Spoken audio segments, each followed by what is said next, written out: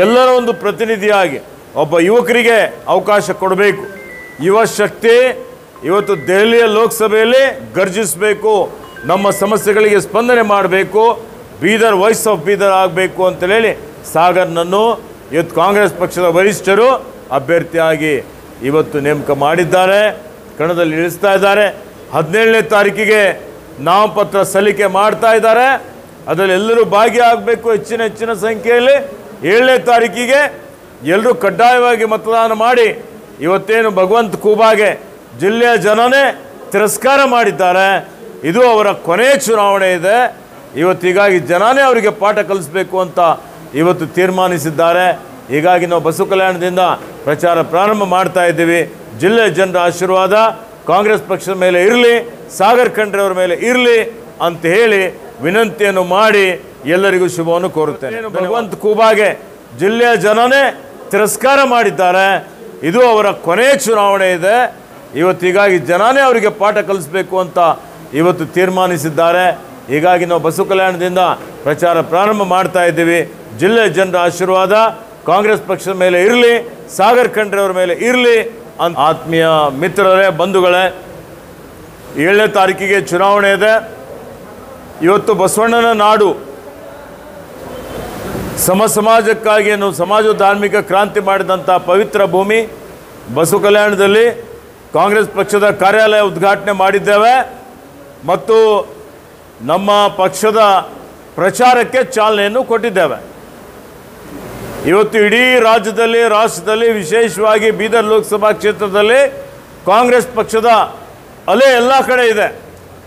ಈ ಅಲೆ ಬರ್ಬರ್ತಾ ಸುನಾಮಿಯಾಗಿ ಪರಿವರ್ತನೆಗೊಳ್ತಾ ಇದೆ.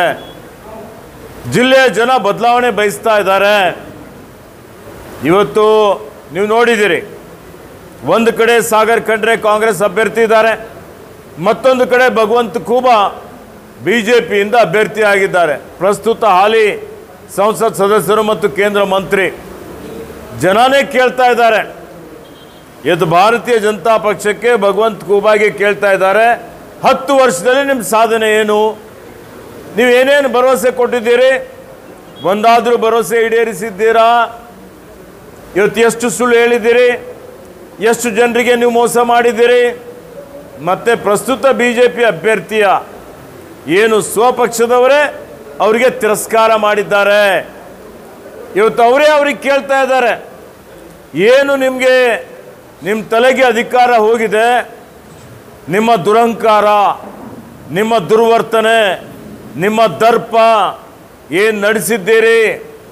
ಇವತ್ತು ಯಾವುದೇ ಜನಪರ ಕಳಕಳಿ ಇಲ್ಲದೆ ಕರೋನಾ ಸಮಯದಲ್ಲಿ ಮೌನಾಚರಣೆ ಮಾಡಿ ಹಾದಿಯಲ್ಲಿ ಬೀದಿಯಲ್ಲಿ ಆಕ್ಸಿಜನ್ ಇಲ್ಲದೆ, ರೆಮ್ಡೆಸಿವಿರ್ ಇಂಜೆಕ್ಷನ್ ಇಲ್ಲದೆ, ಬೆಡ್ ಇಲ್ಲದೆ, ಆಂಬ್ಯುಲೆನ್ಸ್ ಇಲ್ಲದೆ ಜನ ಸಾಯ್ತಾ ಇದ್ದಂಥ ಸಂದರ್ಭದಲ್ಲಿ ಇವತ್ತು ನೀವು ಮನೆಯಲ್ಲಿ ಇದ್ದೀರಿ ಸುರಕ್ಷಿತವಾಗಿ. ನಾವೆಲ್ಲ ನಮ್ಮ ಕಾಂಗ್ರೆಸ್ ಪಕ್ಷದ ಮುಖಂಡರುಗಳು ಸಾಗರ್ ಖಂಡ್ರೆ ಸ್ವತಃ ಕಿಟ್ ಕೊಟ್ಟು ಆಕ್ಸಿಜನ್ ವಿತರಣೆ ಮಾಡಿ ರೆಮ್ಡೆಸಿವಿರ್ ಇಂಜೆಕ್ಷನ್ ಇವತ್ತು ಪೂರೈಸಿ ಅನೇಕ ಜನರ ಜೀವ ಉಳಿಸಿದಂಥದ್ದು ನೋಡಿದ್ದೀರಿ. ಇವತ್ತು ಭಗವಂತ ಖೂಬಾ 10 ವರ್ಷದಲ್ಲಿ ಶೂನ್ಯ ಸಾಧನೆ ಏನೂ ಮಾಡದೆ ಇವತ್ತು ಬರೀ ಅಲ್ಲಿ ಓಡಾಡಿಕೊಂಡು ಸಿಪೆಟ್ ಮಾಡ್ತೀನಿ ಕಾಲೇಜ್ 4 ವರ್ಷದ ಏನೊಂದು ಟೆಕ್ನಾಲಜಿ ತಾಂತ್ರಿಕ ಮಹಾವಿದ್ಯಾಲಯ ಇತ್ತು, ಅದು ಮೋಸ. ಏರ್ಪೋರ್ಟ್ ಎಲ್ಲ ರಾಜ್ಯ ಸರ್ಕಾರದ ಸಹಾಯದಿಂದ ಮಾಡಿ ಇವತ್ತು ಏರ್ಪೋರ್ಟ್ ಹೊರಟೇ ಹೋಯಿತು. ಇವ್ರದೇ ಸರ್ಕಾರ ಇದ್ದಾಗ ರಾಜ್ಯ ಸರ್ಕಾರಕ್ಕೆ ಬೀದರ್ಗೆ ನ್ಯಾಯ ಕೊಡಲಿಕ್ಕೆ ಈ ವ್ಯಕ್ತಿಗೆ ಸಾಧ್ಯ ಆಗೋದಿಲ್ಲ ಅಂತ ಹೇಳಿದರೆ ಮುಂದೆ ಏನು ಮಾಡ್ತಾರೆ ಇವರು? ಇವರಿಂದ ನಿರೀಕ್ಷೆ ಮಾಡ್ಬೋದಾ? ಗೊಬ್ಬರ ಮಂತ್ರಿಯಾಗಿ ಗೊಬ್ಬರ ಕೇಳಿದರೆ ಸಸ್ಪೆಂಡ್, ರೈತರ ಸಮಸ್ಯೆ ಕೇಳಿದರೆ ನನಗೂ ರೈತರಿಗೂ ಯಾವುದೇ ಸಂಬಂಧ ಇಲ್ಲ, ಯುವಕರು ಉದ್ಯೋಗ ಕೇಳಿದರೆ ಅದಕ್ಕೆ ನನಗೆ ಯಾವುದೇ ಸಂಬಂಧ ಇಲ್ಲ, ನಿಮಗೆ ಯಾವುದೂ ಜಿಲ್ಲೆ ಸಮಸ್ಯೆಗಳಿಗೆ ಸಂಬಂಧ ಇಲ್ಲ ಅಂತ ಹೇಳಿದ ಮೇಲೆ ಜನರ ಮತ ಕೇಳಲಿಕ್ಕೆ ಯಾವ ನೈತಿಕತೆ ಇದೆ? ಇವತ್ತು ಅವ್ರು ಹೇಳ್ತಾರೆ, ಏನು ಖಂಡ್ರೆ ಪರಿವಾರದ ಕೊಡುಗೆ ಏನಿದೆ, ಕಾಂಗ್ರೆಸ್ನ ಕೊಡುಗೆ ಏನಿದೆ? ಏನಿತ್ತಪ್ಪ ಬಸವ ಕಲ್ಯಾಣದಲ್ಲಿ ಯಾರ್ಯಾರು ಮಾಡಿದ್ದಾರೆ? ಇವತ್ತು ಬಸವ ಕಲ್ಯಾಣ ಅಭಿವೃದ್ಧಿ ಪ್ರಾಧಿಕಾರ ಮಾಡಿದ್ಯಾರು? ಈ ಪ್ರಾಧಿಕಾರಕ್ಕೆ ಅನುದಾನ ಕೊಟ್ಟಿದ್ಯಾರು? ಅನುಭವ ಮಂಟಪದ ವಿನ್ಯಾಸ ಮಾಡಿದ್ಯಾರು? ಈ ವಿನ್ಯಾಸವನ್ನು ಅಂಗೀಕರಿಸಿ ಇದು ಮಾಡ್ತೀವಿ ಅಂತೇಳಿ ಘೋಷಣೆ ಮಾಡಿದ್ಯಾರು? ಇವತ್ತು ಹಿಂದೆ ಅನುಭವ ಮಂಟಪ ಏನು ಚನ್ನಬಸವ ಪಟ್ಟದೇವರ ಪೂಜ್ಯರ ಸಾನ್ನಿಧ್ಯದಲ್ಲಿ ನಡೀತು. ಆ ಸಂದರ್ಭದಲ್ಲೂ ನಮ್ಮ ತಂದೆಯವರು ಹಗಲು ರಾತ್ರಿ ಶ್ರಮ ಮಾಡಿದ್ದಾರೆ. ಇವತ್ತು ನಾನು ಶಾಸಕನಿಲ್ಲದೆ ಇರುವಂಥ ಸಂದರ್ಭದಲ್ಲೂ ಬಸವ ಕಲ್ಯಾಣ ಅಭಿವೃದ್ಧಿಗಾಗಿ ಬಹಳಷ್ಟು ಶ್ರಮ ವಹಿಸಿದ್ದೇನೆ. ಇವತ್ತು ದಿವಂಗತ ಧರ್ಮಸಿಂಗ್ ಅವರು, ದಿವಂಗತ ಬಸವರಾಜ ಪಾಟೀಲ್ ಅವರು ಇದ್ದಂಥ ಸಂದರ್ಭದಲ್ಲಿ ಇವತ್ತು ಪ್ರಾಧಿಕಾರಕ್ಕೆ ಹೆಚ್ಚಿನ ಒಂದು ಒತ್ತು ಕೊಡಲಾಗಿದೆ. ಇವತ್ತು ಇದೇ ರೀತಿಯಲ್ಲಿ ನಾನು ಮಂತ್ರಿಯಾಗಿದ್ದಾಗ ಈ ಒಂದು ಬಸವ ಕಲ್ಯಾಣ ನಗರಸಭೆಗೆ ಇವತ್ತು ಸುಮಾರು 50-60 ಕೋಟಿ ರೂಪಾಯಿ ಅನುದಾನ ನಾನು ಕೊಟ್ಟಿದ್ದೇನೆ. ಸುಮಾರು 280 ಕೋಟಿ ರೂಪಾಯಿ ಸಿದ್ದರಾಮಯ್ಯವರ ಸರ್ಕಾರದಲ್ಲಿ ನನ್ನ ಉಸ್ತುವಾರಿ ಮಂತ್ರಿತ್ವದಲ್ಲಿ ಇವತ್ತು ನಾವು ಏನು ನಿಮ್ಮ ನೀರಾವರಿ ಯೋಜನೆಗೆ ಕೋಂಗ್ಲಿ ಬ್ಯಾರೇಜ್ ನಿರ್ಮಾಣ ಮಾಡಿ ಕೆರೆ ತುಂಬುವಂಥ ಕಾರ್ಯಕ್ರಮಕ್ಕೆ ಚಾಲನೆಯನ್ನು ಕೊಟ್ಟಿದ್ದೇವೆ. ಅನೇಕ ಅಭಿವೃದ್ಧಿ ಪರ ಕೆಲಸ ಕಾರ್ಯಗಳು ನಾವು ಮಾಡ್ತಾ ಇದ್ದೇವೆ. ಇವತ್ತು ನೋಡಿ, ನಾನಿರ್ಬೋದು, ರಾಜಶೇಖರ್ ಪಾಟೀಲ್ ಇರ್ಬೋದು, ವಿಜಯ್ ಸಿಂಗ್ರವ್ರು ಇರ್ಬೋದು, ಭೀಮರಾವ್ ಪಾಟೀಲ್ ಇರ್ಬೋದು, ಮಾಲಾರವ್ರು ಇರ್ಬೋದು, ಮತ್ತು ಅದರಲ್ಲಿ ವಿಶೇಷವಾಗಿ ದಿವಂಗತ ಬಿ ನಾರಾಯಣರಾವ್ ಅವರು ಶಾಸಕರಾಗಿ ಜನರ ಮಧ್ಯದಲ್ಲಿ ಇಟ್ಕೊಂಡು ಅನುಭವ ಮಂಟಪ ನಿರ್ಮಾಣ ಮಾಡಲಿಕ್ಕೆ, ಇತರ ಜನರ ಸಮಸ್ಯೆಗಳಿಗೆ ಸ್ಪಂದನೆ ಮಾಡಿ ಇವತ್ತು ಯಾವ ರೀತಿಯಲ್ಲಿ ಸೇವೆ ಮಾಡಿದ್ದಾರೆ ನಿಮ್ಮ ಗಮನದಲ್ಲಿದೆ. ಜನ ಇವತ್ತಿಗೂ ಬಿ ನಾರಾಯಣರಾವ್ ಅವರಿಗೆ ನೆನಪಿಸ್ಕೊಳ್ತಾರೆ. ಇಲ್ಲೇ ಮಾಲಾ ನಾರಾಯಣರವರು ಇದ್ದಾರೆ, ಅವರಿಗೆ ನಾವು ಇವತ್ತು ನಿಗಮದ ಅಧ್ಯಕ್ಷರನ್ನಾಗಿ ಮಾಡಿದ್ದೇವೆ. ಜನಪರ ಸರ್ಕಾರ, ಸಿದ್ದರಾಮಯ್ಯವರ ಸರ್ಕಾರ ಅಧಿಕಾರಕ್ಕೆ ಬಂದ ಮೇಲೆ ನುಡಿದಂತೆ ನಡೆದಿದ್ದೇವೆ. ಕೊಟ್ಟ ಮಾತಿನಂತೆ ಎಲ್ಲವೂ ನಡೀತಾ ಇದೆ. ರಹೀಮ್ ಖಾನ್ ಅವರು ನಾನು ಮಂತ್ರಿಯಾಗಿ ಇವತ್ತು ಯಾವ ರೀತಿಯಲ್ಲಿ ಗ್ಯಾರಂಟಿಗಳನ್ನು ಅನುಷ್ಠಾನ ಮಾಡ್ತಾ ಇದ್ದೇವೆ ನೋಡ್ತಾ ಇದ್ದೀರಿ. ಗೃಹಲಕ್ಷ್ಮಿ ಯೋಜನೆ ಇರ್ಬೋದು, ಗೃಹಭಾಗ್ಯ ಯೋಜನೆ ಇರ್ಬೋದು, ಯುವ ನಿಧಿ ಯೋಜನೆ, ಅನ್ನಭಾಗ್ಯ ಯೋಜನೆ, ಇವತ್ತು ಶಕ್ತಿ ಯೋಜನೆ, ಇವು 5 ಗ್ಯಾರಂಟಿಗಳಿಗಾಗಿ ಬೀದರ್ ಜಿಲ್ಲೆಗೆ ನೇರವಾಗಿ ಹಣ ವರ್ಗಾವಣೆ ಮುಖಾಂತರ 1400 ಕೋಟಿ ರೂಪಾಯಿ ರಾಜ್ಯ ಸರ್ಕಾರ ಬಡವರ ಖಾತೆಯಲ್ಲಿ ಹಣ ಜಮಾ ಮಾಡ್ತಾ ಇದೆ. ಇವತ್ತು ಅದರ ಜೊತೆಯಲ್ಲಿ ರಾಜ್ಯದಲ್ಲಿ 55,000 ಕೋಟಿ ರೂಪಾಯಿ ಮೀಸಲಿಕ್ಕಿದ್ದೇವೆ. ವಿರೋಧಿಗಳು ಮಾತಾಡ್ತಾರೆ, ಲೋಕಸಭೆ ಚುನಾವಣೆ ತನಕ ಮಾತ್ರ ಗ್ಯಾರಂಟಿ. 5 ವರ್ಷ ಸರ್ಕಾರ ಇದೆ, ಮುಂದೇನು ಈ ಗ್ಯಾರಂಟಿಯನ್ನು ಮುಂದುವರಿಸ್ತೀವಿ ಅನ್ನುವಂಥ ಮಾತನ್ನು ನಾನು ಇಲ್ಲಿ ಹೇಳಿಕೆ ಬಯಸ್ತಾ ಇದ್ದೀನಿ. ಅದಕ್ಕೆ ಆತ್ಮೀಯ ಬಂಧುಗಳೇ, ತಮ್ಮ ಮುಖಾಂತರ ನಾನು ಜಿಲ್ಲೆಯ ಜನತೆಗೆ, ಬಸವ ಕಲ್ಯಾಣ ಜನತೆಗೆ ಒಂದು ವಾಗ್ದಾನ ಮಾಡಲಿಕ್ಕೆ ಬಯಸ್ತಾ ಇದ್ದೀನಿ. ಏನಪ್ಪ ಅಂತ ಹೇಳಿದರೆ, ನಾವೇನು ಅನುಭವ ಮಂಟಪಕ್ಕೆ ಭದ್ರ ಬುನಾದಿ ಹಾಕಿದ್ದೀವಿ, ಈ ಕಾಮಗಾರಿ ನಡೀತಾ ಇದ್ದಾಗ ಮಾನ್ಯ ಮುಖ್ಯಮಂತ್ರಿಯವರು 50 ಕೋಟಿ ರೂಪಾಯಿ ಅನುದಾನ ಬಿಡುಗಡೆ ಮಾಡಿದ್ದಾರೆ. ಅದಕ್ಕೆ ಎಷ್ಟೇ ದುಡ್ಡು ಹತ್ತಲಿ 2025 ಒಳಗಾಗಿ ಅನುಭವ ಮಂಟಪವನ್ನು ಪೂರ್ಣಗೊಳಿಸ್ತೀವಿ ಅನ್ನುವಂಥ ಭರವಸೆಯನ್ನು ತಮ್ಮ ಮುಖಾಂತರ ಬಸವ ಕಲ್ಯಾಣ ಜನರಿಗೆ ಕೊಡಲಿಕ್ಕೆ ಇಷ್ಟಪಡ್ತಾ ಇದ್ದೀನಿ. ಇವತ್ತು ಅದೇ ರೀತಿಯಲ್ಲಿ ಬಸವ ಕಲ್ಯಾಣ ನೀರಾವರಿ ಯೋಜನೆ ಇರ್ಬೋದು, ಬಸವ ಕಲ್ಯಾಣ ರಾಜ್ಯ ಮಟ್ಟದಲ್ಲಿ, ರಾಷ್ಟ್ರ ಮಟ್ಟದಲ್ಲಿ, ಅಂತಾರಾಷ್ಟ್ರೀಯ ಮಟ್ಟದಲ್ಲಿ ಧಾರ್ಮಿಕ ಆಧ್ಯಾತ್ಮಿಕ ಕೇಂದ್ರವಾಗಿ ಇದು ಅಭಿವೃದ್ಧಿ ಆಗಬೇಕು ಅನ್ನುವಂಥ ಏನು ನಮ್ಮ ಉದ್ದೇಶ ಇದೆ.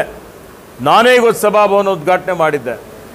ಇವತ್ತು ಮಾನ್ಯ ಸಿದ್ದರಾಮಯ್ಯವರ ನೇತೃತ್ವದಲ್ಲಿ ಗೋರು ಚನ್ನಬಸಪ್ಪನವರ ಒಂದು ಸಮಿತಿಯನ್ನು ನಾವೇ ರಚನೆ ಮಾಡಿದ್ದೇವೆ. ಅದರ ವರದಿಯನ್ನು ಅನುಷ್ಠಾನ ಮಾಡ್ತಾ ಇದ್ದೇವೆ. ಹೀಗಾಗಿ ಇನ್ನೂ ನಮ್ಮ ಸರ್ಕಾರ 4 ವರ್ಷ ಇರ್ತದೆ. ಆ ದೃಷ್ಟಿಯಿಂದ ಸರ್ವರಿಗೂ ಸಮಬಾಳು, ಸರ್ವರಿಗೂ ಸಮಪಾಲು ಅನ್ನುವಂಥ ರೀತಿಯಲ್ಲಿ ವಿಶ್ವಗುರು ಬಸವಣ್ಣನವರನ್ನು ಇವತ್ತಿಡೀ ರಾಜ್ಯದ ಸಾಂಸ್ಕೃತಿಕ ನಾಯಕ ಅಂತ ಹೇಳಿ ಘೋಷಣೆ ಮಾಡಿದ್ದು ಕಾಂಗ್ರೆಸ್ ಸರ್ಕಾರ. ಇವತ್ತು ಬಸವಣ್ಣನವರ ಭಾವಚಿತ್ರ ಪ್ರತಿ ಸರ್ಕಾರಿ ಕಚೇರಿಯಲ್ಲಿ ಹಾಕಬೇಕು ಅಂತೇಳಿ ಕಡ್ಡಾಯವಾಗಿ ಸರ್ಕಾರಿ ಆದೇಶ ಮಾಡಿದ್ದು ಕಾಂಗ್ರೆಸ್ ಸರ್ಕಾರ.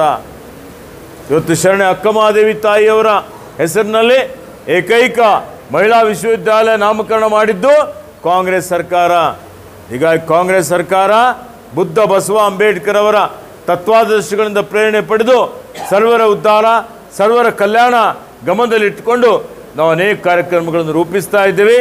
ಈ ರಾಜ್ಯವನ್ನು ಅಭಿವೃದ್ಧಿ ಪಥದತ್ತ ತೆಗೆದುಕೊಂಡು ಹೋಗ್ತಾ ಇದ್ದೇವೆ. ಹೀಗಾಗಿ ಸಾಗರ್ ಕಂಡ್ರೆ ಒಬ್ಬ ಕಿರಿಯ ವಯಸ್ಸಿನ ಒಬ್ಬ ಕ್ರಿಯಾಶೀಲ ಯುವಕ ಅಂತ ಹೇಳ್ಬೋದು. ನನ್ನ ಮಗ ಇದ್ದಾನೆ ಅಂತ ಹೇಳ್ತಾ ಇಲ್ಲ. 4 ವರ್ಷದಿಂದ ಸಮಾಜದಲ್ಲಿ ತನ್ನನ್ನು ತಾನು ಸೇವೆಯಲ್ಲಿ ತೊಡಗಿಸಿಕೊಂಡು ಇವತ್ತು ಮಾನ್ಯ ಮಲ್ಲಿಕಾರ್ಜುನ್ ಖರ್ಗೆಜಿಯವರ, ಶ್ರೀಮತಿ ಸೋನಿಯಾ ಗಾಂಧಿಯವರ, ರಾಹುಲ್ ಗಾಂಧಿಯವರ ಮಾರ್ಗದರ್ಶನದಲ್ಲಿ ಅವರೆಲ್ಲರ ಸಹಮತದಿಂದ ಇವತ್ತು ಮಾನ್ಯ ಸಿದ್ದರಾಮಯ್ಯಜಿಯವರು, ಮಾನ್ಯ ಡಿ ಕೆ ಶಿವಕುಮಾರ್ ಅವರು ಮತ್ತು ನಮ್ಮ ಬೀದರ್ ಜಿಲ್ಲೆಯ ಎಲ್ಲ ಪ್ರಮುಖ ಮುಖಂಡರುಗಳು, ರಾಜಶೇಖರ್ ಪಾಟೀಲ್ರವರು, ಬಿ ಆರ್ ಪಾಟೀಲ್ರವರು, ರಹೀಮ್ ಖಾನ್ರವರು, ಇವತ್ತು ಭೀಮರಾವ್ ಪಾಟೀಲ್ರವರು, ಚಂದ್ರಶೇಖರ್ ಪಾಟೀಲ್ರವರು, ಅರವಿಂದ್ ಅರಳಿ ಅವರು, ನಮ್ಮ ಜಿಲ್ಲಾಧ್ಯಕ್ಷರಾದಂಥ ಜಾಬ್ ಶೆಟ್ಟಿಯವರು, ವಿಜಯ್ ಸಿಂಗ್ರವರು, ಶಿಂದೆಯವರು, ಇವತ್ತಿಲ್ಲಿರುವಂಥ ಅಶೋಕ್ ಕೇನಿಯವರು ಎಲ್ಲರ ಒಂದು ಒಮ್ಮತದ ಅಭ್ಯರ್ಥಿಯಾಗಿ ಎಲ್ಲ ಮಾಲವರನ್ನು ಸೇರಿಸಿಕೊಂಡು ಎಲ್ಲರ ಒಂದು ಪ್ರತಿನಿಧಿಯಾಗಿ ಒಬ್ಬ ಯುವಕರಿಗೆ ಅವಕಾಶ ಕೊಡಬೇಕು.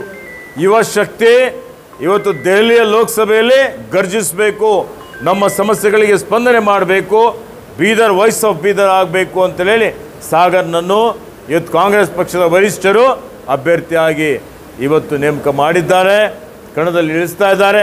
17ನೇ ತಾರೀಕಿಗೆ ನಾಮಪತ್ರ ಸಲ್ಲಿಕೆ ಮಾಡ್ತಾ ಇದ್ದಾರೆ.